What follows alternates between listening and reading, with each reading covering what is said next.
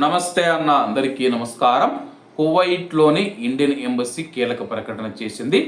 కువైట్లో ఉన్న భారతీయులు ఎవరైతే ఉన్నారో ఎంబసీకి వెళ్లే ముందు కువైట్లో పరిపాలనా కారణాల దృష్ట్యా కువైట్లో భారతీయ కౌన్సిలర్ పాస్పోర్ట్ వీసా సేవలను 2026 జూలై 26వ తేదీ ఆదివారం వరకు అత్యవసర సేవలకు మాత్రమే పరిమితం చేస్తూ ఉన్నట్లు కువైట్లోని ఇండియన్ ఎంబసీ ప్రకటించింది. అత్యవసర సేవలను నిరూపించే సంబంధిత పత్రాలు సమర్పించిన దరఖాస్తుదారులకు మాత్రమే సేవలు అందిస్తామని తెలిపింది.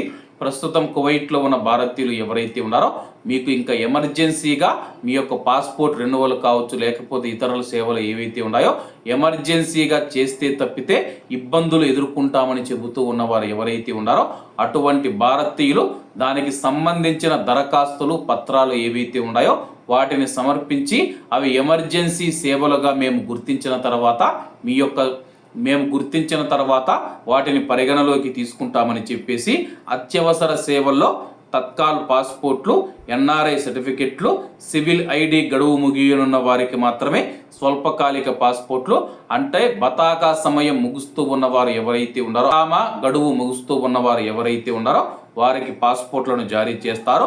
ఎమర్జెన్సీ సర్టిఫికెట్లు, ఈ వీసాలు మాత్రమే జారీ చేయబడతాయి. మామూలుగా సాధారణ పాస్పోర్ట్లు, అటెస్టేషన్ సేవలు, రెగ్యులర్ వీసా దరఖాస్తులను ఈ కాలంలో స్వీకరించబోమని చెప్పేసి ఎంబసీ స్పష్టం చేసింది. అలాగే ఇండియన్ కౌన్సిలర్ అప్లికేషన్ సెంటర్ తదుపరి ప్రకటన వచ్చే వరకు ఎలాంటి దరఖాస్తులను స్వీకరించదని చెప్పేసి పేర్కొంది. అత్యవసర సేవలు కోరేవారు ఉదయం 9 గంటల నుంచి మధ్యాహ్నం 12 గంటల మధ్య ఇండియన్ ఎంబసీ కార్యాలయంలోని కౌన్సిలర్ విభాగాన్ని సంప్రదించాలని సూచించింది. అత్యవసర పరిస్థితిని నిరూపించే పత్రాలు తప్పనిసరిగా సమర్పించాల్సి ఉంటుందని చెప్పి అధికారులు తెలియజేశారు. తదుపరి వివరాలను త్వరలో అధికారికంగా వెల్లడిస్తామని చెప్పేసి భారతీయ కార్యాలయం అధికారిక సమాచార వేదికలు, సోషల్ మీడియా అకౌంట్ల ద్వారా వచ్చే తాజా ప్రకటనలను మాత్రమే విశ్వసించాలని చెప్పేసి ఇండియన్ ఎంబసీ సూచించింది.